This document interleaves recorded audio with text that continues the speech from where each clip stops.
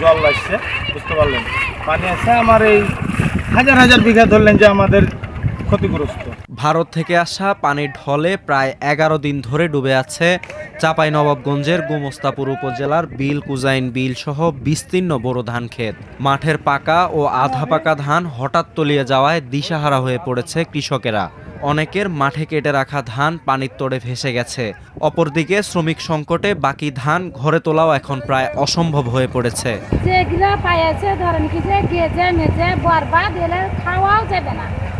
এখন আল্লাহ এখন ভরসা করে দেখি পাইছে যা 10 টাকা উঠে না হলে দেখবা এমন ডুবা দিয়েছে যে আনতে পারে কুরবানি দিতে পারবো না, সামনে কুরবানি আসছে, আশা আকাঙ্ক্ষাটা পূরণ করতে পারলো না।